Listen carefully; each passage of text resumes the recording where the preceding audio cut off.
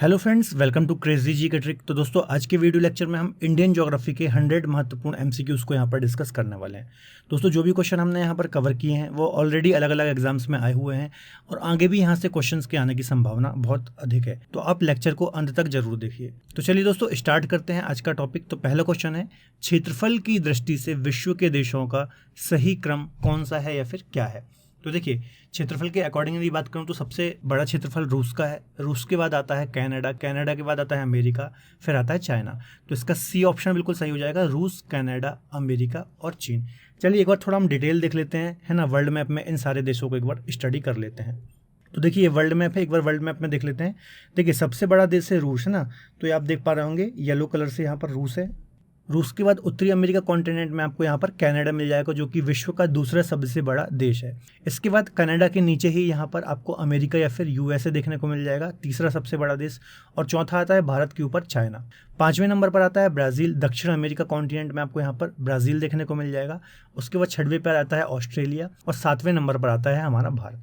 तो ये 7 बड़े देश आपको इसी क्रम में याद रखने हैं, क्योंकि अक्सर यहाँ से क्वेश्चन इसी फॉर्म में एग्जाम में पूछा जाता है।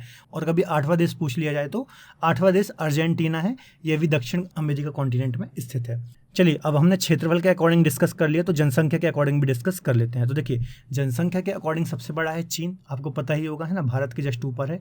उसके बाद दूसरे नंबर पर आता है भारत, तीसरे नंबर पर आता है अमेरिका, चौथे पर आता है इंडोनेशिया। यदि इंडोनेशिया की आप लोकेशन देखेंगे तो भारत के नीचे ही यहाँ पर आपको इंडोनेशिया देखने को मिल जाएगा। पांचवें नंबर पर हमारा पड़ोसी पाकिस्तान है और छठवें पर आता है ब्राजील। तो ये 6 देश जनसंख्या के अनुसार बड़े हैं, ठीक है। तो ये आपको क्षेत्रफल और जनसंख्या के अकॉर्डिंग सारे देश याद रखने हैं। चलिए अगले क्वेश्चन की ओर चलते हैं। तो अगला क्वेश्चन है, कितने भारतीय प्रदेशों से होकर के कर्क रेखा गुजरती है। तो ये क्वेश्चन भी अक्सर एग्जाम में देखा जाता है। तो 8 राज्यों से होकर के कर्क रेखा गुजरती है ना। कर्क रेखा जिसे हम 23.5 डिग्री उत्तरी अक्षांश भी बोलते हैं, है ना। ट्रॉपिक ऑफ कैंसर भी बोलते हैं। चलिए मैप में हम देख लेते हैं कौन कौन से 8 राज्य हैं। तो देखिए, पहला गुजरात है, दूसरा राजस्थान है, तीसरा मध्य प्रदेश है, चौथा छत्तीसगढ़ है, पांचवें नंबर पर आता है झारखंड, छठवें नंबर पर आता है वेस्ट बंगाल या फिर पश्चिम बंगाल, और सातवें नंबर पर आता है त्रिपुरा, और आठवें नंबर पर आता है मिजोरम। तो ये 8 राज्य आपको इसी तरह से याद रखने हैं कौन कौन से राज्य हैं। एक बार मैं फिर से रिवीजन करा देता हूँ। देखिए, गुजरात है, राजस्थान है, मध्य प्रदेश है, छत्तीसगढ़ है, झारखंड है, वेस्ट बंगाल है, त्रिपुरा है और मिजोरम है। तो ये 8 राज्य ऐसे ही याद रखने हैं। तो देखिए, सबसे ज़्यादा यदि बात करूँ तो मध्य प्रदेश से होकर के गुजरती है, सबसे ज़्यादा डिस्टेंस ये मध्य प्रदेश में तय करती है। इसके अलावा सबसे कम राजस्थान में तय करती है। तो ये पॉइंट भी आपको याद रखना है। अगला क्वेश्चन है, भारतीय मानक समय की यामोत्तर नहीं गुजरती है। तो जो हमारे भारत की मानक समय रेखा, ये कहाँ से नहीं गुजरती है, ये क्वेश्चन में ये पूछ रहा है। तो इसका आंसर हो जाएगा दोस्तों बी, झारखंड से होकर के नहीं गुजरती है। तो देखिए, जो भारत की मानक समय रेखा है, जिसे हम 82.5 डिग्री पूर्वी देशांतर भी बोलते हैं, तो ये 5 राज्यों से होकर के गुजरती है। कौन कौन से 5 राज्य हैं? उत्तर प्रदेश है, मध्य प्रदेश है, छत्तीसगढ़ है, उड़ीसा है और आंध्र प्रदेश है। तो ये 5 राज्य हैं जिनसे हमारी मानक समय रेखा होकर के गुजरती है। देखिए, मानक समय रेखा क्या होती है दोस्तों? हर एक देश की अपनी मानक समय रेखा होती है ना। किसी भी देश की मानक समय रेखा से उस देश का टाइम डिसाइड किया जाता है, ताकि एक स्थान से दूसरे स्थान जाने पर समय में अंतर ना आए। चलिए चलते हैं अगले क्वेश्चन की ओर। तो अगला क्वेश्चन है, भारत का दक्षिणतम बिंदु कौन सा है या फिर कहाँ है। तो इसका आंसर हो जाएगा डी, कन्याकुमारी भारत का दक्षिणतम बिंदु है। चलिए थोड़ा मैप में देख लेते हैं। तो देखिए, भारत की यदि आप दक्षिणतम बिंदु की बात करें, है ना, मुख्य भूमि का जो दक्षिणतम बिंदु है, इसे हम बोलते हैं कन्याकुमारी या फिर कैप कैमोरिन भी इसको हम बोलते हैं, है ना। ये मुख्य भूमि का दक्षिणतम बिंदु है।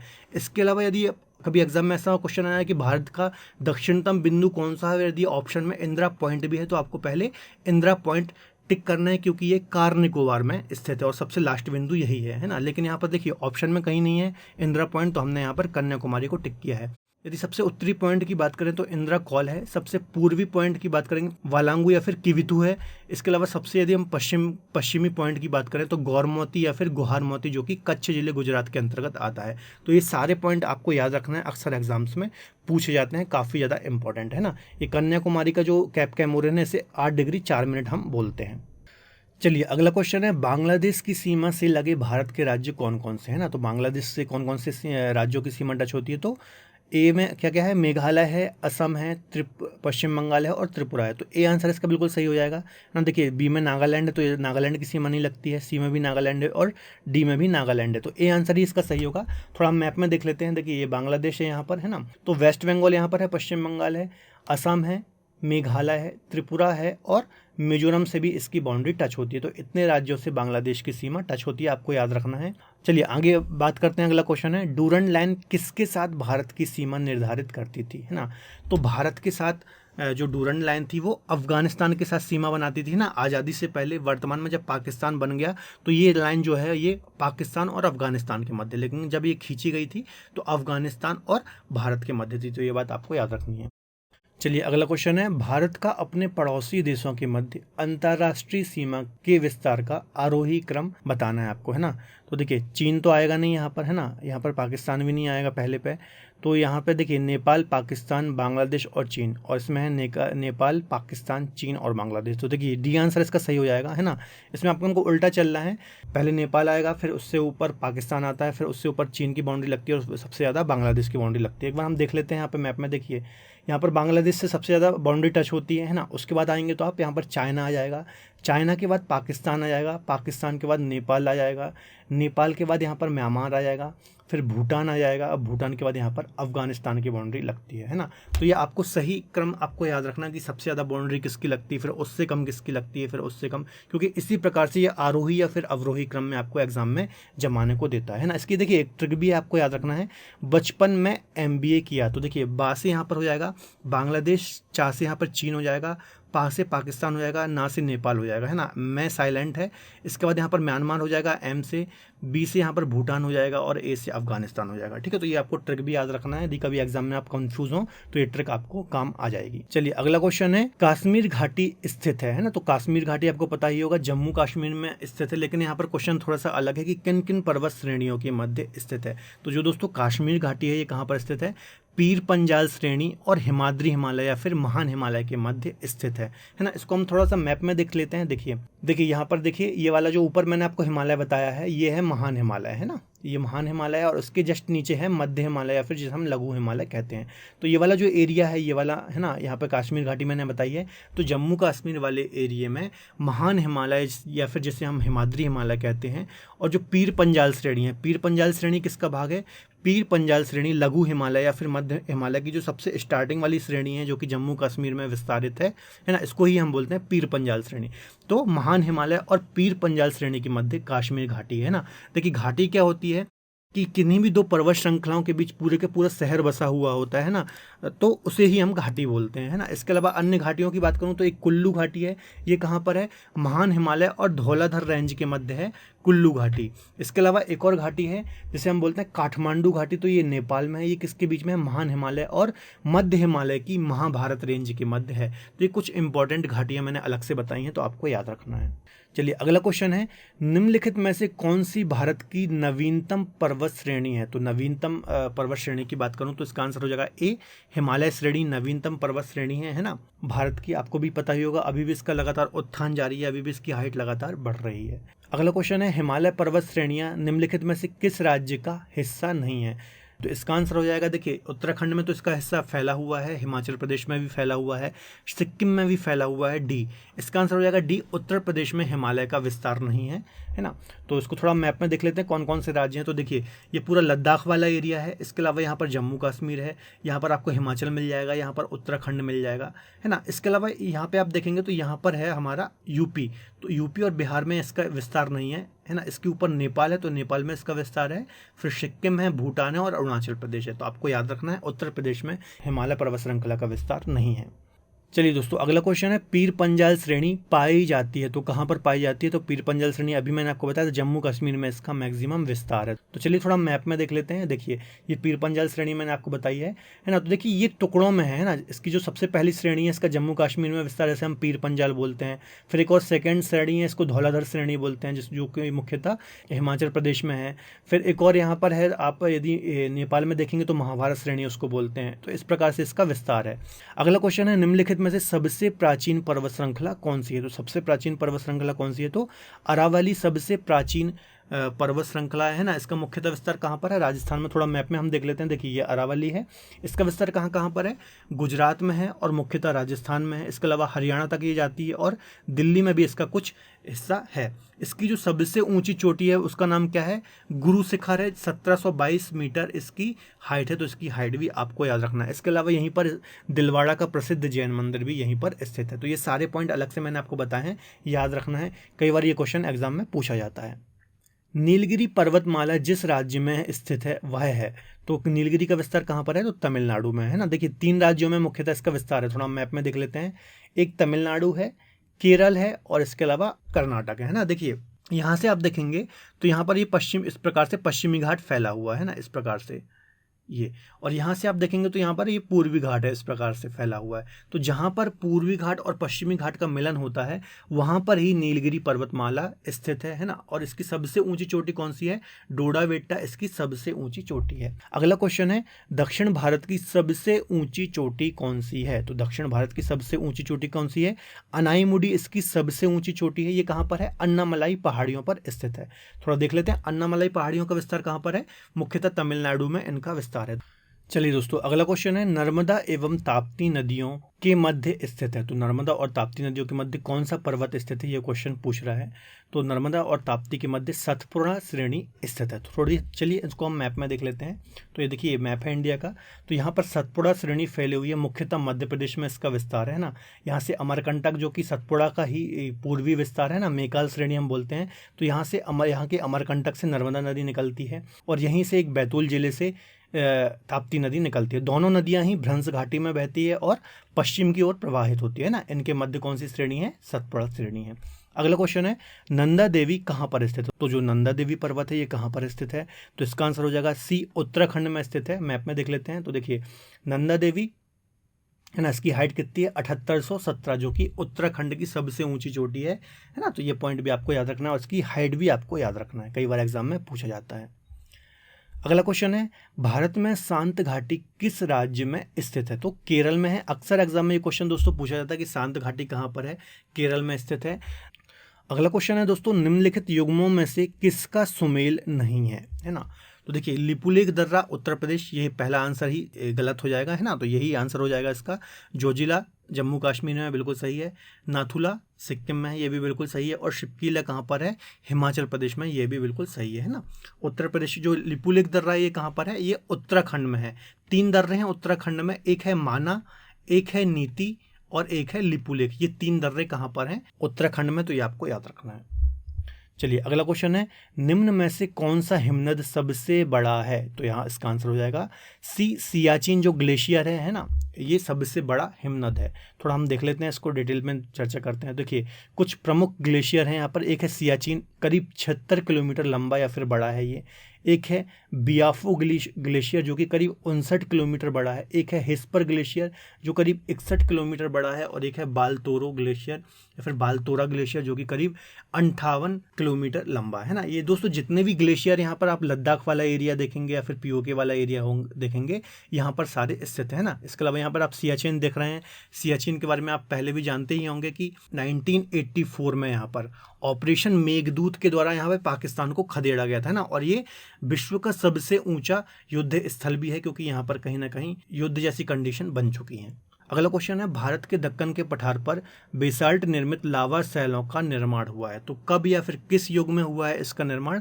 तो इसका आंसर हो जाएगा ए, क्रिटेशियस युग में इसका निर्माण हुआ है। देखिए यदि आप भारत को देखेंगे तो जो ये दक्कन का पठार वाला एरिया है ना, मालवा का पठार वाला एरिया है, ये पूरा बेसाल्ट चट्टानों से निर्मित है। बेसाल्ट चट्टानें कहाँ बनती हैं? जहाँ पर भी लावा दूर तक फैलता है और फिर वो ठंडा होकर के जमता है, तो वहाँ पर हमेशा बेसाल्ट चट्टानें हमें देखने को मिलती है ना। तो इसका निर्माण कब हुआ था? क्रिटेशियस युग में हुआ था। तो आपको याद रखना है। अगला क्वेश्चन है, भारत की प्रादेशिक जल सीमा का विस्तार कहाँ तक है? तो जो भारत की प्रादेशिक जल सीमा है दोस्तों, ये इसका विस्तार कहाँ तक होता है?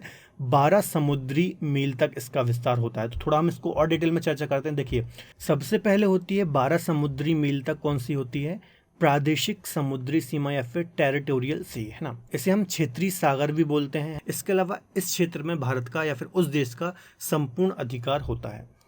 अगली बाउंड्री होती है दोस्तों 24 समुद्री मील तक, जिसे हम बोलते हैं समीपस्थ मंडल या फिर कंटेजियस जोन, है ना। तो ये दूसरी सीमा रेखा होती है। इस पर क्या कौन कौन से अधिकार होते हैं? भारत को इस क्षेत्र में साफ सफाई, सीमा शुल्क से लेकर समस्त वित्तीय अधिकार होते हैं ना, मतलब इस एरिया का जो भी साफ सफाई होगी, है ना। इसके अलावा जो सीमा शुल्क, यदि कोई यहाँ से जहाज वगैरह गुजर रही है तो उससे हम सीमा शुल्क वगैरह ले सकते हैं। इसके अलावा अगली बाउंड्री होती है 200 समुद्री मील तक अनन्य आर्थिक क्षेत्र या फिर एक्सक्लूसिव इकोनॉमिक जोन, है ना। इस पे क्या होता है? इसमें हम वैज्ञानिक परीक्षण कर सकते हैं, है ना। तो ये आपको याद रखना है, 12 नॉटिकल मील या फिर 12 समुद्री मील तक प्रादेशिक समुद्री सीमा होती है, 24 समुद्री मील तक समीपस्थ मंडल होता है और 200 समुद्री मील तक एक्सक्लूसिव इकोनॉमिक जोन होता है। तो दोस्तों अगला क्वेश्चन डिस्कस करने से पहले मैं आपको अपडेट दे दूं कि क्रेजी जी की ट्रिक आपके लिए ला रहा है लाइव क्लासेस, है ना। तो लाइव क्लासेस के लिए हमने एक एप्लीकेशन लॉन्च की है जिसका नाम है रूट। तो रूट एप्लीकेशन को आप प्ले स्टोर से डाउनलोड कर सकते हैं। यहाँ पर आप अलग अलग सब्जेक्ट को अलग अलग एक्सपर्ट फैकल्टी के द्वारा पढ़ सकते हैं। तो दोस्तों हमारी एप्लीकेशन पर 24 मई से मैथ्स का कोर्स स्टार्ट हो रहा है। इसके अलावा 1 जून से मैं वहाँ पर ज्योग्राफी पढ़ा रहा हूँ। तो आप जल्दी से रजिस्ट्रेशन कर सकते हैं हमारी रूट एप्लीकेशन पर। तो देखिए दोस्तों, जब आप रूट एप्लीकेशन को डाउनलोड कर लेंगे हैं तो और इसको ओपन करेंगे तो यहाँ पर आपको 3 डॉट का ऑप्शन मिल जाएगा। यहाँ पर जब आप क्लिक करेंगे तो स्टडी मटेरियल वाले फोल्डर में आपको डेली करंट अफेयर का बिल्कुल फ्री वीडियो और उसकी PDF फ्री में अवेलेबल हो जाएगी। और यहीं पर आपको फ्री टेस्ट मिल जाएगा करंट अफेयर का डेली। तो ये तीनों चीज़ें आपको सिस्टमेटिक वे में यहाँ पर मिल जाएंगी। तो लिंक डिस्क्रिप्शन में दी हुई है, तो आप एप्लीकेशन को डाउनलोड करना ना भूलें और एक बार विजिट जरूर कीजिए। चलिए आगे बात करते हैं। अगला क्वेश्चन है, भारत की तटरेखा की कुल लंबाई कितनी है? तो भारत की तटरेखा की यदि हम बात करें तो 7516 इसकी कुल तटरेखा की लंबाई है ना। देखिए कुल तटरेखा की लंबाई से मतलब है इसमें ये जो मैंने यहाँ पे ग्रीन कलर से बताया है, ये हमारी मुख्य तटीय रेखा है ना। मतलब यहाँ गुजरात से आप स्टार्ट करेंगे तो यहाँ पर पश्चिम बंगाल तक यहाँ पर, है ना। इसको हम बोलते हैं मुख्य तटरेखा। इसकी लंबाई कितनी है? 6100 किलोमीटर। इसके अलावा ये जो लक्षद्वीप है यहाँ पर और यहाँ पर अंडमान निकोबार द्वीप समूह है, तो यदि आप इनको भी काउंट कर लेंगे तो 7516 इसकी लंबाई हो जाती है। इसके अलावा ऐसे कितने राज्य हैं जो भारत की तटरेखा से लगते हैं? तो 9 ऐसे राज्य हैं जो कि भारत की तटीय रेखा से लगते हैं। कौन कौन से राज्य हैं? गुजरात है, महाराष्ट्र है, गोवा है, कर्नाटक है, केरल है, तमिलनाडु है, आंध्र प्रदेश है, उड़ीसा है और वेस्ट बंगाल है। तो ये 9 राज्य हैं जो कि तटीय रेखा या फिर तट रेखा से लगते हैं। चलिए अगला क्वेश्चन है, भारत के किस द्वीप का उद्गम ज्वालामुखी से हुआ है ना। तो इसका आंसर हो जाएगा डी, बैरन द्वीप है जो कि सक्रिय एक प्रकार का ज्वालामुखी है भारत का, है ना। अगला क्वेश्चन है, 10 डिग्री चैनल पृथक करता है। तो 10 डिग्री चैनल किसको पृथक करता है? तो इसका आंसर हो जाएगा अंडमान को निकोबार से, अंडमान को म्यांमार से, लक्षद्वीप को। तो ये आंसर इसका सही हो जाएगा, अंडमान को निकोबार से ये अलग करता है। इसके अलावा और डीप में यदि हम जाएं तो छोटा अंडमान और कार निकोबार के बीच में ये 10 डिग्री चैनल है। थोड़ा हम देख लेते हैं मैप में। देखिए यहाँ पर आप देखेंगे ये लिटिल अंडमान है और ये कार निकोबार है, इसके बीच में कौन सा है? ये 10 डिग्री चैनल है। इसके अलावा और कुछ महत्वपूर्ण चैनलों की मैं बात करूं तो 8 डिग्री चैनल कहाँ कहाँ पर है? तो मालदीव और मिनिकॉय द्वीप के मध्य 8 डिग्री चैनल है। मिनिकॉय द्वीप और लक्षद्वीप के बीच में 9 डिग्री चैनल है। इसके अलावा ग्रेट चैनल कहाँ पर है? तो ग्रेट निकोबार द्वीप और सुमात्रा के मध्य ग्रेट चैनल है। और कोको द्वीप कहाँ है? तो कोको द्वीप जो कि म्यांमार के पास है और उत्तरी अंडमान के बीच में कोको द्वीप है। तो ये सारे द्वीप और चैनल आपको याद रखने हैं। चलिए अगला क्वेश्चन है, विदर्भ एक प्रादेशिक नाम है, ये भारत में है और कहाँ पर है ये, है ना। तो ये महाराष्ट्र का एक हिस्सा है ना, उत्तर पूर्वी हिस्से पर इसका विस्तार है। थोड़ा हम मैप में देख लेते हैं। देखिए ये पूरा महाराष्ट्र का क्षेत्र है, यहाँ से आप देखेंगे तो ये ठीक है। और इस हिस्से में जो रेड कलर से मैंने बताया इसे हम बोलते हैं विदर्भ। तो महाराष्ट्र के उत्तर पूर्व में ये स्थित है, तो आपको याद रखना ये महाराष्ट्र का अंग है। अगला क्वेश्चन है, भारत के निम्नलिखित राज्यों में से किसे हम भारत का कोहिनूर भी बोलते हैं, है ना। तो इसका आंसर हो जाएगा बी, आंध्र प्रदेश को हम कोहिनूर स्टेट या फिर भारत का कोहिनूर भी बोलते हैं ना। क्यों बोलते हैं? क्योंकि गोलकुंडा की खान जो यहाँ पर है यहीं से कोहिनूर को निकाला गया था। चलिए दोस्तों अगला क्वेश्चन है, राष्ट्रीय राजधानी क्षेत्र में सम्मिलित नहीं है ना। तो देखिए राजस्थान का भाग सम्मिलित है, उत्तर प्रदेश का भाग सम्मिलित है और हरियाणा का भाग सम्मिलित है ना। पंजाब का भाग सम्मिलित नहीं है NCR में। तो देखिए जो ये 3 राज्य हैं, राजस्थान, उत्तर प्रदेश और हरियाणा, तो इनके जो कुछ कुछ जिले हैं वो NCR के अंतर्गत आते हैं जहाँ पर डेवलपमेंट काफ़ी ज़्यादा है। अगला क्वेश्चन है, भारत का कौन सा राज्य अधिकतम सीमाओं को छूता है ना। तो ऐसा कौन सा राज्य है जिसकी सीमा अधिकतम राज्यों से टच होती है? तो उत्तर प्रदेश इसका आंसर हो जाएगा। इसकी उत्तर प्रदेश से 8 राज्य प्लस 1 केंद्र शासित प्रदेश प्लस 1 अन्य देश से इसकी सीमा लगती है। थोड़ा मैप में देख लेते हैं। देखिए ये उत्तर प्रदेश है तो यहाँ पर उत्तराखंड आपको मिल जाएगा, यहाँ हिमाचल प्रदेश मिल जाएगा, हरियाणा मिल जाएगा, यहाँ पर दिल्ली है, राजधानी क्षेत्र है जो कि, इसके अलावा राजस्थान है, मध्य प्रदेश है, छत्तीसगढ़ है, झारखंड है और बिहार है, और यहाँ पर उत्तर में यहाँ पर नेपाल है। तो 8 राज्यों प्लस एक केंद्र शासित प्रदेश और प्लस एक देश से इसकी बाउंड्री लगती है, तो आपको याद रखना है। अगला क्वेश्चन है, देश के किस प्रदेश में सबसे अधिक जिले हैं? तो इसका आंसर भी हो जाएगा उत्तर प्रदेश में सबसे ज़्यादा जिले हैं, करीब 75 यहाँ पर जिले हैं। अगला क्वेश्चन है, सुंदरवन डेल्टा का निर्माण करने वाली नदियाँ हैं। तो सुंदरवन डेल्टा जो कि विश्व का सबसे बड़ा डेल्टा है, कौन कौन सी नदियाँ इसका निर्माण करती है? तो गंगा और ब्रह्मपुत्र नदियों के द्वारा इसका निर्माण किया जाता है सुंदरवन डेल्टा का, है ना। सबसे बड़ा डेल्टा बनाती हैं विश्व का, आपको पता ही होगा। अगला क्वेश्चन है, निम्न में से किस स्थान पर अलकनंदा और भागीरथी का संगम होता है ना। तो इसका आंसर हो जाएगा बी, देवप्रयाग में इनका संगम होता है और बाद में इनका नाम गंगा हो जाता है ना। अगला क्वेश्चन है, ब्रह्मपुत्र नदी तिब्बत में किस नाम से जानी जाती है? तो जो ब्रह्मपुत्र नदी है तिब्बत में से हम सांगपो के नाम से जानते हैं, और फिर बाद में असम में इसका नाम क्या हो जाता है? ब्रह्मपुत्र हो जाता है। और जब ये बांग्लादेश में एंटर करती है तो इसका नाम जमुना हो जाता है, और जब ये पद्मा में मिल जाती है, पद्मा मतलब गंगा में मिल जाती है, तो इनका नाम मेघना हो जाता है ना। चलिए आगे डिस्कस करते हैं, नर्मदा घाटी किन पर्वत श्रृंखलाओं के बीच स्थित है? तो जो नर्मदा नदी की घाटी है किन पर्वत के बीच में स्थित है? तो सतपुड़ा और विंध्याचल के बीच में स्थित है, मध्य प्रदेश में। थोड़ा मैप में देख लेते हैं। देखिए यहाँ पर आप यदि इसके उत्तर में देखेंगे तो यहाँ पर आपको विंध्याचल श्रेणी मिल जाएगी, है ना, और इसके दक्षिण में आप देखेंगे तो यहाँ पर सतपुड़ा श्रेणी मिल जाएगी, और इनके बीच में प्रवाहित होती है नर्मदा नदी, जो कि भ्रंश घाटी में बहने वाली और पश्चिम की ओर बहने वाली सबसे बड़ी नदी है। तो ये पॉइंट आपको याद रखने हैं। अगला क्वेश्चन है, निम्नलिखित में से कौन सी नदी भ्रंश घाटी से होकर के प्रवाहित होती है? तो इनमें से यदि हम बात करेंगे तो ए आंसर ही इसका बिल्कुल सही हो जाएगा। ताप्ती नदी जो है ये भ्रंश घाटी से होकर के बहती है ना। देखिए भ्रंश मतलब क्या होता है, आपको नाम से ही समझ में आ रहा होगा, दो क्षेत्रों के बीच में या फिर किसी भूभाग का धंसा हुआ क्षेत्र जिसको हम भ्रंश या फिर रिफ्ट वैली बोलते हैं। तो भारत की ऐसी 3 ही नदियाँ हैं जो कि भ्रंश घाटी में बहती हैं। कौन कौन सी नदियाँ हैं? एक है नर्मदा, एक है ताप्ती और एक है दामोदर। 2 ऐसी हैं, नर्मदा और ताप्ती, जो कि पश्चिम की ओर बहती हैं, और जो दामोदर नदी है ये पूर्व की ओर बहती है भ्रंश घाटी में। देखिए ये यहाँ पे मैंने मैप में भी बताया, ये ताप्ती नदी है जो कि खंबात की खाड़ी में गिरती है। अगला क्वेश्चन है, निम्न नदियों में से किसको दक्षिण भारत की गंगा कहा जाता है? तो इसका आंसर हो जाएगा डी, कावेरी को हम फिर दक्षिण भारत की गंगा बोलते हैं। इसके अलावा वृद्ध गंगा इसको बोलते हैं, तो गोदावरी को हम वृद्ध गंगा बोलते हैं। अगला क्वेश्चन है, लेह अवस्थित है, लेह शहर कहाँ पर स्थित है? तो इसका आंसर हो जाएगा ए आंसर उसका सही हो जाएगा, सिंधु नदी के दाएं तट पर लेह शहर स्थित है। थोड़ा मैप में देख लेते हैं। देखिए ये सिंधु नदी है, मानसरोवर झील के पास से यहाँ पर निकलती है ना, और यहाँ पर आपको लेह शहर मिल जाएगा, है ना। तो ये सिंधु नदी है, तो इसके दाएं तट पर लेह शहर स्थित है। अगला क्वेश्चन है, निम्नलिखित में से कौन सा लैगून नहीं है? तो इसका आंसर हो जाएगा ए, जो पेरियार झील है ये लैगून नहीं है। देखिए लैगून क्या होता है? लैगून होती है खारे पानी की झीलें जो कि तटीय क्षेत्रों में होती है ना, जो पेरियार झील है ये लैगून झील नहीं है। इसके अलावा अष्टमुदी, चिल्का और पुलिकट ये सारी क्या हैं? लैगून झीलें। और जो चिल्का झील है ये उड़ीसा में है और खारे पानी की सबसे बड़ी झील है। अगला है, कयाल क्या है? तो कयाल दोस्तों केरल के जो लैगून होते हैं उनको ही हम कयाल बोलते हैं ना। जो खारे पानी की झीलें केरल में होती हैं उनको हम कयाल बोलते हैं, है ना, जो कि लैगून झीलें होती हैं। अगला क्वेश्चन है, भारत के किस राज्य में मानसून का आगमन सबसे पहले होता है? तो इसका आंसर हो जाएगा सी, केरल में सबसे पहले मानसून टकराता है, जिसे हम दक्षिण पश्चिम मानसून भी बोलते हैं, है ना। ठीक है, तो यहाँ पर कब 1 जून को यहाँ पर मानसून इंटर कर जाता है। और ओवरऑल यदि आप बात करेंगे तो जो अंडमान निकोबार द्वीप है यहाँ पर 25 मई को ही मानसून आ जाता है। तो कभी यदि अंडमान निकोबार भी ऑप्शन में है तो पहले आप उसको प्रेफरेंस दीजिए। अगला क्वेश्चन है, भारत की सर्वाधिक वर्षा मुख्यतः प्राप्त होती है? भारत को सर्वाधिक वर्षा मुख्यतः प्राप्त होती है, तो इसका आंसर हो जाएगा ए, दक्षिण पश्चिम मानसून से भारत में सर्वाधिक वर्षा होती है ना। तो ये भी पॉइंट आपको याद रखना है, दक्षिण पश्चिम मानसून से सर्वाधिक वर्षा होती है। और लौटते हुए मानसून से कहाँ पर सर्वाधिक वर्षा होती है? जो कोरोमंडल का तट है वहाँ पर लौटते हुए मानसून से सर्वाधिक वर्षा होती है, और खासतौर पर देखें तो तमिलनाडु में सर्वाधिक वर्षा होती है। अगला क्वेश्चन है, भारत में सबसे कम वर्षा वाला स्थान कौन सा है? तो जो भारत में सबसे कम वर्षा वाला स्थान है दोस्तों, इसका आंसर हो जाएगा डी, लेह में सबसे कम वर्षा होती है। यहाँ पर सिर्फ 9.5 सेंटीमीटर या करीब बोले आप 10 सेंटीमीटर के करीब वर्षा होती है। इसके अलावा जो जैसलमेर है यहाँ भी काफ़ी कम वर्षा होती है, यहाँ पर भी 10 सेंटीमीटर के करीब वर्षा होती है। लेकिन यदि आप इन दोनों में देखेंगे तो लेह में इससे भी कम वर्षा होती है। इसके अलावा जो मासिमराम है ना, मेघालय में, यहाँ पर 1148 सेंटीमीटर वर्षा होती है, जो कि विश्व की सर्वाधिक वर्षा वाला स्थान है।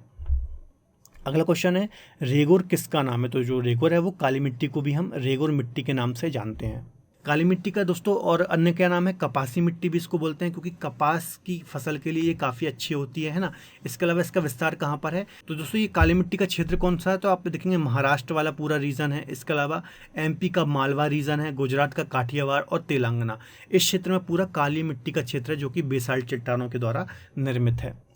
अगला क्वेश्चन है भारत में सबसे बड़ा मिट्टी वर्ग कौन सा है? तो इसका आंसर हो जाएगा एक कछारी मिट्टी सर्वाधिक पाई जाती है ना। कछारी मिट्टी या फिर बोले जलोढ़ मिट्टी या फिर एल्यूवियल सॉइल, जो संपूर्ण हमारा उत्तर भारत का मैदान है ये पूरा कछारी मिट्टी या फिर जलोढ़ मिट्टी का मैदान है, जो कि सर्वाधिक उपजाऊ मिट्टी भी कहलाती है। अगला क्वेश्चन है दोस्तों कत्था बनाने के लिए किस पेड़ की लकड़ी का प्रयोग किया जाता है? तो जो कत्था बनाया जाता है वो खैर की लकड़ी से बनाया जाता है ना। ये देखिए आप वृक्ष भी देख सकते हैं, ये खैर का वृक्ष है जिससे हम कत्था बनाते हैं। अगला क्वेश्चन है इंदिरा गांधी नहर का उद्गम होता है। इंदिरा गांधी नहर का उद्गम कहाँ से होता है? हरिके बैराज से उसका उद्गम होता है। थोड़ा मैप में हम समझते हैं। देखिए एक नदी यहाँ से आती है सतलज, आपको पता ही होगा है ना, मानसरोवर झील के पास से निकलती है।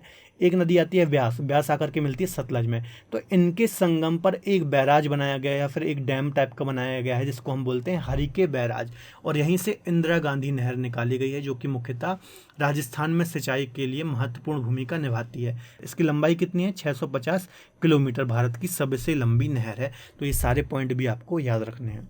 अगला क्वेश्चन है दामोदर घाटी निगम की स्थापना कब हुई? तो दोस्तों दामोदर घाटी निगम की स्थापना, ए आंसर इसका सही हो जाएगा, 1948 में हुई थी और स्वतंत्र भारत की ये पहली नदी घाटी परियोजना है। इसके अलावा दोस्तों जो दामोदर नदी है ना, ये छोटा नागपुर का पठार जो झारखंड वाला रीजन है ना, यहाँ पर ये बहती है। इसके अलावा जो दामोदर घाटी है यहाँ पर कोयले के विशाल भंडार भी हमें देखने को मिलते हैं। चलिए अगला क्वेश्चन है गोविंद वल्लभ सागर स्थित है। तो ये कहाँ पर स्थित है? गोविंद वल्लभ सागर ये उत्तर प्रदेश में स्थित है ना। इसे हम रिहंद डैम भी बोलते हैं। सोनभद्र के पिपरी ग्राम में इसको बनाया गया है। अगला क्वेश्चन है एगमार्क है। तो एगमार्क गुणवत्ता की मुहर के लिए यूज़ होता है ना। देखिए ऐसे प्रोडक्ट जो कि कुछ मानकों के द्वारा बनाए जाते हैं उनको एगमार्क दिया जाता है। तो देखिए ये एगमार्क भारत सरकार के द्वारा जो दिया जाता है उसका ये लोगो भी है। अगला क्वेश्चन है हरित क्रांति से गहरा संबंध है। तो इसका आंसर हो जाएगा सी, डॉक्टर MS स्वामीनाथन है ना, हरित क्रांति के जनक भी कहे जाते हैं भारत में। इसके अलावा नॉर्मन बोरलॉग विश्व लेवल पर हरित क्रांति के जनक कहे जाते हैं। 1966 और 67 में हरित क्रांति भारत में आई थी। अगला क्वेश्चन है निम्न में से कौन सी खरीफ की फसल नहीं है? तो इसका आंसर हो जाएगा ए, चना है ना। चना जो है कि ये रबी की फसल। इसके अलावा धान, मक्का, ज्वार ये सब खरीफ की फसल के अंतर्गत आते हैं। चलिए थोड़ा डिस्कस कर लेते हैं। देखिए रबी की फसल कौन कौन सी हैं? गेहूं, चना, जौ, मटर, मसूर, सरसों, अलसी। इसके अलावा खरीफ की फसल कौन कौन सी होती हैं? चावल, मक्का, ज्वार, बाजरा, तिल, राई, तुअर, मूंग, कपास, जूट, गन्ना, तंबाकू और सोयाबीन। तो ये आपको दोस्तों याद रखना है, रबी की फसलें कौन कौन सी होती हैं और खरीफ की फसलें कौन कौन सी होती हैं। अक्सर एग्जाम्स में क्वेश्चन पूछ लिए जाते हैं। अगला क्वेश्चन है किसके उत्पादन में भारत में उत्तर प्रदेश का प्रथम स्थान आता है? तो इसका आंसर हो जाएगा डी आंसर इसको बिल्कुल सही हो जाएगा। गेहूं और गन्ने में जो उत्तर प्रदेश है इसका पहला नंबर आता है। अगला क्वेश्चन है पीत क्रांति किससे संबंधित है? तो इसका आंसर हो जाएगा सी, तिलहन से पीली क्रांति या फिर पीत क्रांति का संबंध है। देखिए दोस्तों जो भी ये क्वेश्चन है ऑलरेडी एग्जाम्स में आए हुए हैं और काफ़ी ज़्यादा इंपॉर्टेंट क्वेश्चन है, और इन क्वेश्चन से रिलेटेड जो अन्य महत्वपूर्ण फैक्ट हैं वो भी मैं आपको यहाँ पर बताते जा रहा हूँ, है ना। तो आपको ध्यान से सुनना है। चलिए कुछ महत्वपूर्ण अन्य क्रांति हैं उनको भी हम यहाँ पर डिस्कस कर लेते हैं। जैसे हरित क्रांति एक खाद्यान्न से संबंधित है, श्वेत क्रांति दुग्ध से संबंधित है, पीली क्रांति तिलहन से संबंधित है, नीली क्रांति मत्स्य पालन से संबंधित है, लाल क्रांति टमाटर से संबंधित है और जो गुलाबी क्रांति है ये झींगा मछली से संबंधित है। तो ये कुछ महत्वपूर्ण क्रांति हैं जो अक्सर एग्जाम में पूछी जाती हैं, तो आपको याद रखना है। अगला क्वेश्चन है भारत में श्वेत क्रांति के जनक किसे कहा जाता है? तो वर्गीस कुरियन, बी आंसर इसका बिल्कुल सही हो जाएगा। डॉक्टर वर्गीस कुरियन को श्वेत क्रांति का जनक कहा जाता है ना। इन्होंने जो भारत है आपको पता ही होगा कि दुग्ध उत्पादन में पहले नंबर में आता है, तो दुग्ध उत्पादन के विकास में इनका काफ़ी ज़्यादा योगदान रहा है। अगला क्वेश्चन है भारत का सबसे महत्वपूर्ण खनिज युक्त रॉक तंत्र कौन सा है? तो इसका दोस्तों हो जाएगा आंसर जो धारवाड़ क्रम की चट्टानें हैं, जो धारवाड़ तंत्र है, ये खनिज के हिसाब से देखें तो काफ़ी ज़्यादा महत्वपूर्ण खनिज तंत्र है ना। यहाँ से सभी तरह के मेटलिक और नॉन मेटलिक खनिज यहाँ से निकाले जाते हैं। और जो कर्नाटक का धारवाड़ जिला है ना, चूँकि सबसे पहले ये चट्टानें कर्नाटक के धारवाड़ जिले में खोजी गई थी, इसलिए इनका नाम धारवाड़ क्रम की चट्टानें पड़ा, है ना। तो ये पॉइंट भी आपको याद रखना है। अगला क्वेश्चन है बैलाडीला खान किस खनिज से संबंधित है? तो इसका आंसर हो जाएगा डी, लौह अयस्क से संबंधित है ना। कहाँ पर है बैलाडीला की खान? तो छत्तीसगढ़ में ये पाई जाती हैं। अगला क्वेश्चन है खेतड़ी किस लिए प्रसिद्ध है? तो इसका आंसर हो जाएगा सी, खेतड़ी कहाँ किसके लिए प्रसिद्ध है? तांबे के लिए प्रसिद्ध है। कहाँ पर है? ये राजस्थान में स्थित है। इसके अलावा मलाज खंड की एक खान एमपी के बालाघाट में आती है ना, ये भी काफ़ी ज़्यादा प्रसिद्ध है। और जो खेतड़ी आता है ये झुंझुनू जिला राजस्थान के अंतर्गत आता है। अगला क्वेश्चन है निम्नलिखित शैल क्रमों में से कौन भारत का 90% से अधिक कोयला प्रदान करता है? तो जो गोंडवाना क्रम की दोस्तों चट्टानें हैं, इनसे मैक्सिमम कोयला भारत में निकाला जाता है। 90% से ज़्यादा कोयला जो है वो गोंडवाना क्रम की चट्टानों से निकाला जाता है ना। और मैक्सिमम कोयला किस प्रकार का निकाला जाता है? बिटुमिनस प्रकार का, जो सेकेंड कैटेगरी का कोयला होता है वो सर्वाधिक भारत से निकाला जाता है। अगला क्वेश्चन है कौन जीवाश्म ईंधन इनमें से नहीं है? तो कोयला जीवाश्म ईंधन है, डीजल, पेट्रोल, ये सभी जीवाश्म ईंधन है। डी जो लकड़ी है ये जीवाश्म ईंधन नहीं है, तो डी इसका आंसर बिल्कुल सही हो जाएगा। चलिए दोस्तों आगे बात करते हैं। निम्न में से कौन एक भारत की सबसे पुरानी तेल शोधक इकाई है? तो इसका आंसर हो जाएगा सी, डिगबोई जो है कि असम के अंतर्गत आती है। ये भारत की ही नहीं एशिया की भी सबसे पुरानी तेल शोधक इकाई है ना। 1901 में इसका निर्माण हुआ था। ठीक है, तो आपको याद रखना है। अगला क्वेश्चन है छोटा नागपुर का पठार जिस संसाधन में समृद्ध है वह कौन सा है? तो जो छोटा नागपुर का पठार है ये खनिज संसाधन में काफ़ी ज़्यादा संपन्न है। इसे हम भारत का रूर की भी संज्ञा वो देते हैं ना। रूर क्या है? देखिए, रूर जर्मनी में एक क्षेत्र है जो कि खनिज के लिए काफ़ी ज़्यादा प्रसिद्ध है, तो इसे हम भारत का रूर प्रदेश भी बोलते हैं। इसके अलावा मुख्यतः ये झारखंड में फैला हुआ है। इसके अलावा यहाँ पर जो दामोदर नदी घाटी है यहाँ पर कोयला भी काफ़ी ज़्यादा निकाला जाता है। तो खनिज संसाधन की दृष्टि से काफ़ी ज़्यादा संपन्न है यह क्षेत्र। अगला क्वेश्चन है मेघालय का पठार है, तो मेघालय का पठार किसका भाग है? तो उत्तर का विशाल मैदान, ये नहीं होगा, ये भी नहीं होगा। सी आंसर इसका बिल्कुल सही हो जाएगा। जो प्रायद्वीपीय पठार है उसका ही भाग है मेघालय का पठार। तो देखिए थोड़ा हम मैप में देख लेते हैं। देखिए ये जो आप येलो कलर से दिख रहे हैं ये है पूरा प्रायद्वीपीय पठार है ना। और जो ये प्रायद्वीपीय दोस्तों पठार है ना, ये आप देखेंगे तो ये पूरा ज्वाइंट है यहाँ से। ये जो मेघालय वाला क्षेत्र है इस प्रकार से यहाँ से ज्वाइंट है। लेकिन यहाँ पे जो गंगा नदी और यहाँ से जो ब्रह्मपुत्र नदी आती है तो इन्होंने इसको यहाँ पर सर काट दिया है। लेकिन जो यहाँ पर मेघालय का पठार भी आता है ये भी प्रायद्वीपीय पठार का ही भाग है, तो आपको याद रखना है ना। अगला क्वेश्चन है भारत कितने प्राकृतिक प्रदेशों में विभाजित है? तो इसका आंसर हो जाएगा 6 प्राकृतिक प्रदेशों में विभाजित है। प्राकृतिक प्रदेशों से मतलब है कि जो फिजिकल डिवीजन किया हुआ है इंडिया का वो कितने भागों में किया गया है? तो 6। देखिए कहीं कहीं 5 भी मिलता है, कहीं कहीं 4 भी मिलता है ना। तो आपको जब भी ये ऐसा एग्जाम में क्वेश्चन आता है तो आपको ऑप्शन पर ध्यान देना है ना। तो यहाँ पर 6 आंसर बिल्कुल सही हो जाएगा। देखिए कौन कौन से हैं। पहले तो है उत्तर की पर्वत श्रृंखलाएं है ना, दूसरा पहले नंबर पर ये हो जाता है। दूसरे नंबर पर आता है उत्तर का विशाल मैदान, तीसरा हो जाता है प्रायद्वीपीय पठार, चौथा हो जाता है ये तटीय मैदान जो ब्लू कलर से आप दिख रहे हैं ये, 5वें नंबर पर आ जाता है द्वीप और द्वीप समूह, और 6वें नंबर पर आ जाता है ये थार डेजर्ट या फिर जो मरुस्थलीय क्षेत्र है। तो ये 6 भागों में हम भारत का फिजिकल डिवीजन या फिर भौगोलिक विभाजन करते हैं। अगला क्वेश्चन है निम्नलिखित समूहों में कौन सा पूर्व से पश्चिम की ओर पर्वत शिखरों का सही क्रम है ना। पूर्व से पश्चिम की ओर ये बोल रहा है। तो देखिए सबसे पूर्व में यदि आप देखेंगे तो एवरेस्ट तो नहीं है, तो बी और डी तो कैंसिल हो जाएंगे। तो कंचनजंगा है, फिर एवरेस्ट है, फिर अन्नपूर्णा है और फिर धौलागिरी है। तो यही आंसर इसका सही हो जाएगा दोस्तों, कंचनजंगा, एवरेस्ट और अन्नपूर्णा और फिर धौलागिरी है ना, पूर्व से पश्चिम की ओर। थोड़ा मैप में हम इनको डिस्कस करते हैं। देखिए यहाँ पर आप देखेंगे अरुणाचल प्रदेश में नामचा बरवा है, फिर आप सिक्किम में कंचनजंगा देखेंगे, नेपाल में एवरेस्ट देखेंगे, इसके बाद फिर अन्नपूर्णा देखेंगे, धौलागिरी देखेंगे, नंदा देवी देखेंगे, फिर यहाँ पर जम्मू कश्मीर में नंगा पर्वत देखेंगे। तो इनका आपको क्रम भी याद रखना है, पश्चिम से पूर्व की ओर या फिर पूर्व से पश्चिम की ओर। कई बार एग्जाम में इस प्रकार से जमाने को दे देता है। अगला क्वेश्चन है निम्नलिखित में से कौन अक्साई चीन का भाग है? तो इसका आंसर आ जाएगा लद्दाख का जो पठार है ये अक्साई चीन के अंतर्गत आता है। थोड़ा मैप में देख लीजिए अक्साई चीन क्या है। ये देखिए 1962 में जो युद्ध हुआ था उसके बाद चाइना ने इस पर कब्जा कर लिया था, जो कि लद्दाख के पठार का ही क्षेत्र है ना। इसके अलावा यहाँ पर पीओके है, पाक ऑक्यूपाइड कश्मीर है, आपको पता ही होगा है ना, ये वाला क्षेत्र जो मैं बता रहा हूँ। चलिए आगे बात करते हैं। मध्य भारत में स्थित पहाड़ियों का पश्चिम से पूर्व निम्नलिखित में से कौन सा सही क्रम है ना। तो पश्चिम से पूर्व की ओर ये बोल रहा है। तो देखिए पश्चिम में कौन सा है ना, इसका आंसर दोस्तों हो जाएगा महादेव, मैकाल और छोटा नागपुर का पठार है ना। थोड़ा देखिए है ना। देखिए, यदि आप देखेंगे जो सतपुड़ा श्रेणी है जो मुख्यतः कि मध्य प्रदेश में फैली हुई है ना, तो इस प्रकार से जो सतपुड़ा श्रेणी है उसके जो पहली श्रेणी है उसको हम बोलते हैं राजपीपला श्रेणी, है ना, तो वो ऑप्शन में है नहीं। दूसरी जो बीच वाली है इसको हम बोलते हैं महादेव श्रेणी, यहीं पर पचमढ़ी स्थित है जो कि मध्य प्रदेश की सबसे ऊंची चोटी है।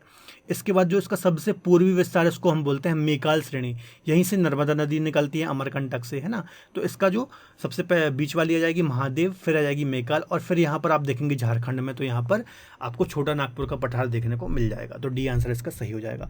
अगला क्वेश्चन है, महाराष्ट्र एवं कर्नाटक में पश्चिमी घाट को हम क्या बोलते हैं? तो इसको हम सह्याद्री पर्वत भी बोलते हैं महाराष्ट्र में, या फिर कर्नाटक में, या आप ऐसा बोल सकते हैं उत्तरी पश्चिमी घाट जो है उसे हम सह्याद्री के नाम से जानते हैं। तो ये सारे पॉइंट भी आपको याद रखना है। चलिए अगला क्वेश्चन है, सेवराय की पहाड़ियाँ कहाँ पर स्थित हैं? तो इसका आंसर हो जाएगा ए, तमिलनाडु में स्थित हैं सेवराय की पहाड़ियाँ।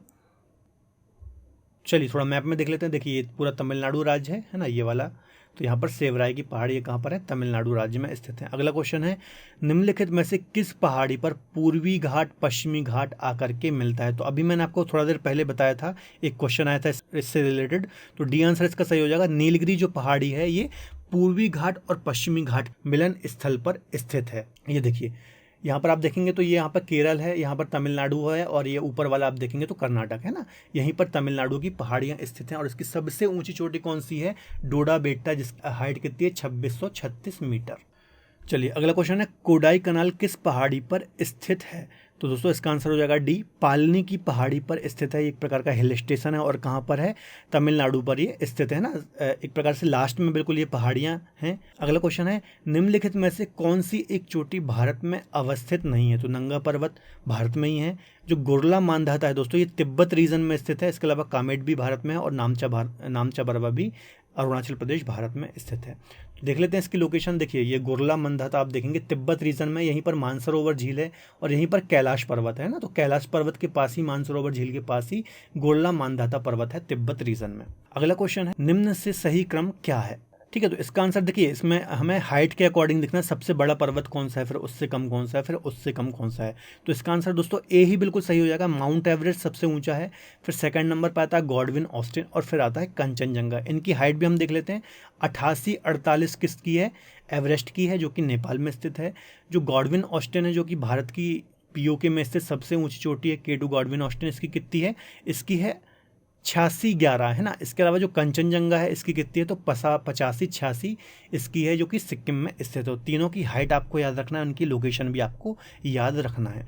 अगला क्वेश्चन है, निम्नलिखित दर्रों में से किससे होकर के लेह जाने का रास्ता है? तो इसका आंसर दोस्तों हो जाएगा डी, जोजिला जो पास है या फिर जोजिला दर्रा है, इससे होकर के श्रीनगर या फिर लेह जाने का रास्ता है ना। देखिए दर्रा क्या होता है? जो पर्वतीय क्षेत्र होते हैं, इसमें पर्वतीय क्षेत्रों को क्रॉस करने के लिए एक प्राकृतिक मार्ग होता है जिसको हम दर्रा बोलते हैं। थोड़ा हम देख लेते हैं मैप में। देखिए यहाँ पर आप देखेंगे श्रीनगर है और यहाँ पर लेह है, ठीक है। तो यहाँ से ये जो पास है श्रीनगर से लेह जाने का ये मार्ग है, ठीक है। तो जोजिला दर्रा यहीं पर स्थित है, जम्मू कश्मीर वाले रीजन में ये स्थित है।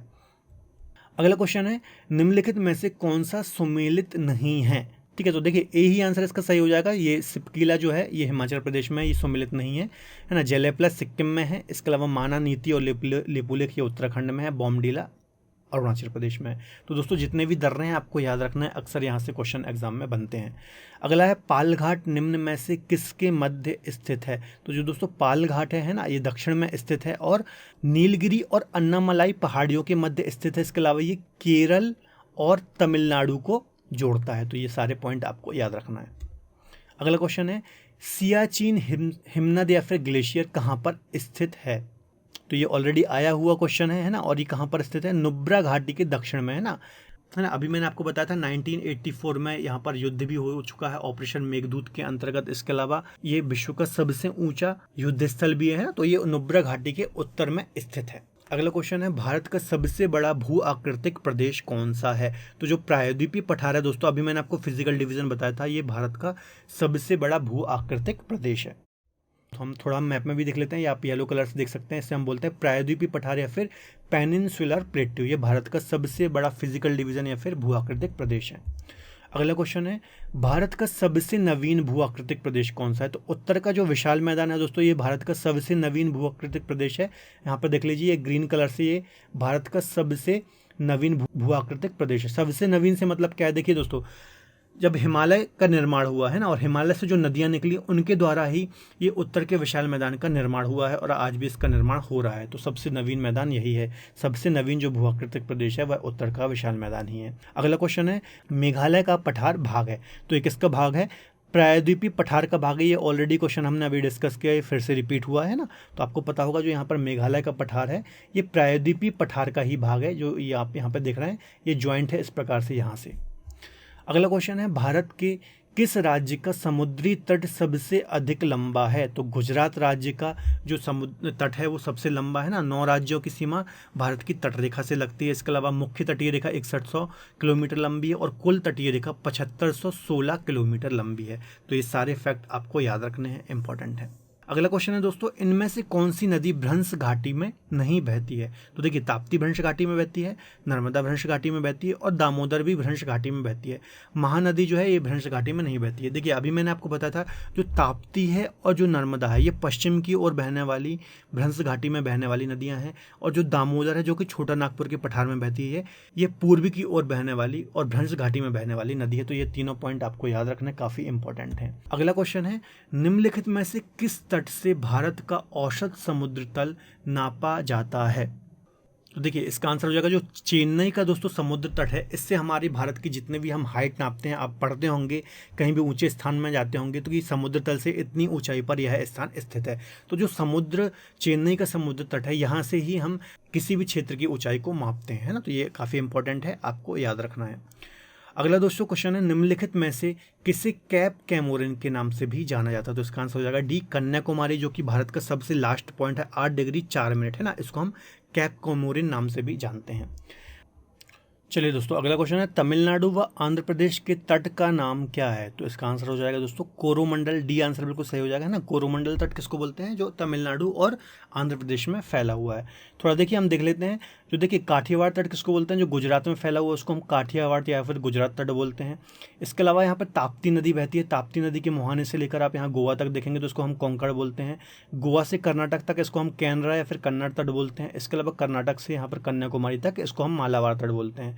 फिर यहाँ तमिलनाडु से आंध्र प्रदेश तक इसको हम कोरोमंडल बोलते हैं, फिर इसको हम उत्तरी सरकार या फिर डेल्टाई क्षेत्र भी बोलते हैं ना। तो ये आपको सारे तटों के नाम भी याद रखना है। अगला क्वेश्चन है, अंडमान और निकोबार द्वीप समूह का सर्वोच्च शिखर जिसे हम कल्याण शिखर बोलते हैं या फिर सैडल पीक है, ये कहाँ पर स्थित है? तो उत्तरी अंडमान में स्थित है। ए आंसर इसका बिल्कुल सही हो जाएगा, है ना। आपको पता होगा कि अंडमान निकोबार की सबसे ऊंची चोटी कौन सी है? सैडल पीक है, ये उत्तरी अंडमान में स्थित है।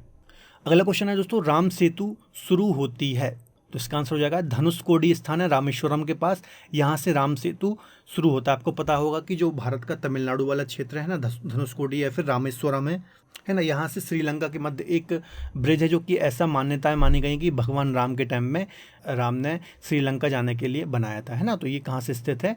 धनुषकोडी से लेकर के श्रीलंका के मध्य में स्थित है। अगला क्वेश्चन है, निम्नलिखित में से कौन सा एक प्रवाल द्वीप है? तो जो लक्षद्वीप है दोस्तों, ये एक प्रवाल द्वीप है ना। प्रवाल द्वीप क्या होता है दोस्तों? देखिए, प्रवाल एक प्रकार का समुद्री जीव होता है जो कि लाखों करोड़ों की संख्या में साथ में रहते हैं, है ना। और इनका जो खोल होता है काफ़ी सख्त होता है, और जब ये लाखों करोड़ों की संख्या में रहते हैं तो अपने आप द्वीप का आकार ये ले लेते हैं। चलिए दोस्तों, अगला क्वेश्चन है, निम्नलिखित भारतीय द्वीपों में से कौन सा द्वीप भारत और श्रीलंका के मध्य स्थित है? तो इसका आंसर हो जाएगा दोस्तों बी, रामेश्वरम जो है ये भारत और श्रीलंका के मध्य स्थित है। अगला क्वेश्चन है, सरक्रीक विवाद किन दो देशों के मध्य है? तो भारत और पाकिस्तान के मध्य सरक्रीक विवाद है ना। आपको पता ही होगा सरक्रीक कहाँ पर है, ये गुजरात राज्य के पास स्थित है। और विवाद किन किन देशों के मध्य है? तो भारत और पाकिस्तान के मध्य ये विवाद है। अगला क्वेश्चन है, एक द्वीप पर निर्मित भारत का सबसे बड़ा नगर कौन सा है? तो मुंबई किसी भी द्वीप पर स्थित सबसे बड़ा नगर है ना। ये किस द्वीप पर स्थित है? सालसेट नामक द्वीप पर स्थित है। थोड़ा मैप में देख लीजिए, ये सालसेट द्वीप है, देखिए ये पूरा द्वीप है ना, अलग से पूरा समुद्र में है, तो सालसेट द्वीप पर स्थित है मुंबई। अगला क्वेश्चन है, भारत का सर्वाधिक आबादी वाला द्वीप कौन सा है? तो इसका आंसर हो जाएगा 20 सालसेट द्वीप जो है ये भारत का सर्वाधिक आबादी वाला द्वीप है, जो इस द्वीप पर मुंबई स्थित है। अगला क्वेश्चन है, भारत के किस राज्य को सिलिकॉन स्टेट के नाम से भी जाना जाता है? तो इसका आंसर हो जाएगा डी, कर्नाटक को सिलिकॉन स्टेट के नाम से जाना जाता है। इसके अलावा सिलिकॉन सिटी की बात करें तो बेंगलोर जो कि यहाँ की कैपिटल भी है उसको हम सिलिकॉन सिटी के नाम से जानते हैं। अगला क्वेश्चन है झुमरी तलैया जो कि रेडियो पर गीतों की फरमाइश के लिए प्रसिद्ध है, किस राज्य में स्थित है? तो झारखंड में स्थित है झुमरी तलैया, है ना, काफ़ी फेमस है, आपको पता ही होगा, आपने नाम पहले भी सुना होगा। चलिए दोस्तों, अगला क्वेश्चन है क्षेत्रफल के क्रम में भारत के 3 बड़े राज्य कौन कौन से हैं, है ना। तो देखिए पहले नंबर पर आता है राजस्थान, दूसरे पर आता है मध्य प्रदेश और तीसरे पर आता है महाराष्ट्र। तो बी आंसर इसका बिल्कुल सही हो जाएगा, है ना। पहले पर राजस्थान, दूसरे मध्य प्रदेश और तीसरे पर महाराष्ट्र। चौथे नंबर पर आता है यूपी और 5वें नंबर पर आता है गुजरात। तो कम से कम दोस्तों ये 5 राज्य आपको याद रखना है जो कि क्षेत्रफल में सर्वाधिक बड़े हैं।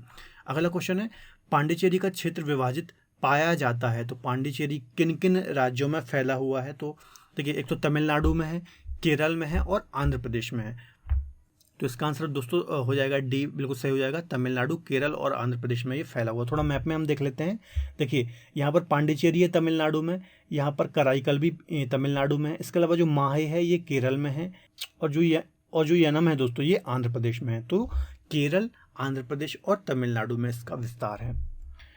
अगला क्वेश्चन है गंगा नदी की एकमात्र सहायक नदी जिसका उद्गम मैदान से होता है वो कौन सी नदी है? तो इसका आंसर दोस्तों हो जाएगा बी, जो गोमती नदी है ना। ये जो गोमती नदी है दोस्तों, इसका जो उद्गम होता है ये मैदानी क्षेत्र से होता है, ना कि पर्वतीय क्षेत्र से। तो काफ़ी इंपॉर्टेंट क्वेश्चन है, अक्सर एग्जाम में पूछा जाता है। तो गोमती नदी को आपको याद रखना है, इसका ओरिजिन कहाँ से होता है? मैदानी क्षेत्रों से होता है, ना कि पर्वतीय क्षेत्रों से। अगला क्वेश्चन है कौन सी श्रेणी यमुना और सोन के मध्य जल द्विभाजक का कार्य करती है? तो इसका आंसर हो जाएगा कैमूर श्रेणी जो है ये यमुना और सोन के मध्य जल द्विभाजक का काम करती है। जल द्विभाजक का मतलब क्या है दोस्तों? ये जल को विभाजित कर देती है ना। कैमूर श्रेणी किसका भाग है दोस्तों? जो विंध्याचल श्रेणी है ना, उसका ही जो उत्तर पूर्वी विस्तार है उसे हम कैमूर श्रेणी बोलते हैं। अगला क्वेश्चन है निम्नलिखित में से किस नदी के तट पर बद्रीनाथ का प्रसिद्ध मंदिर स्थित है? तो इसका आंसर हो जाएगा दोस्तों डी, अलकनंदा नदी के तट पर बद्रीनाथ का प्रसिद्ध मंदिर स्थित है। अगला क्वेश्चन है निम्नलिखित भारतीय नदियों में से कौन एस्चुरी बनाती है? तो इसका आंसर हो जाएगा ए, जो ताप्ती नदी है ये एस्चुरी का निर्माण करती है ना। देखिए जो पश्चिम की ओर अरब सागर में मैक्सिमम नदियां गिरती हैं वो एस्चुरी का निर्माण करती हैं। इसके अलावा जो पूर्वी की ओर बहती हैं और बंगाल की खाड़ी में गिरती हैं ये मैक्सिमम नदियां डेल्टा का निर्माण करती हैं। तो ये पॉइंट भी आपको थोड़ा सा याद रखना है। अगला क्वेश्चन है दोस्तों नदियों की लंबाई के अवरोही क्रम में गोदावरी, महानदी, नर्मदा और ताप्ती का सही क्रम कौन सा है? गोदावरी सबसे बड़ी है इनमें, है ना, उसके बाद फिर नर्मदा है, फिर महानदी है और ताप्ती है। तो ये आंसर इसका हो जाएगा डी, डी बिल्कुल सही हो जाएगा। गोदावरी सबसे बड़ी है, फिर नर्मदा है, ताप्ती है, नर्मदा है, फिर महानदी है और फिर ताप्ती है। ठीक है, तो ये क्रम आपको याद रखना है। अगला क्वेश्चन है भारत का दूसरा सबसे बड़ा नदी बेसिन कौन सा है? तो इसका आंसर हो जाएगा डी, गोदावरी नदी बेसिन सबसे बड़ा है। और ओवरऑल सबसे बड़ा कौन सा है? तो गंगा नदी बेसिन सबसे बड़ा है। तो दोस्तों यहाँ पर हमने ये 100 महत्वपूर्ण क्वेश्चन डिस्कस किए हैं। इसके अलावा इससे संबंधित कुछ महत्वपूर्ण पॉइंट या फिर फैक्ट थे वो भी मैंने आपको यहाँ पर बताए हैं। तो यदि आपको आज का वीडियो लेक्चर पसंद आए तो प्लीज़ अपने दोस्तों के साथ शेयर करें। इसके अलावा वीडियो को लाइक करें। इसके अलावा इस वीडियो को आप दोस्तों 1-2 बार जरूर देखें जिससे आपका काफ़ी अच्छा रिविजन हो जाएगा। मिलते हैं अगले बेहतर लेक्चर में, तब तक के लिए धन्यवाद।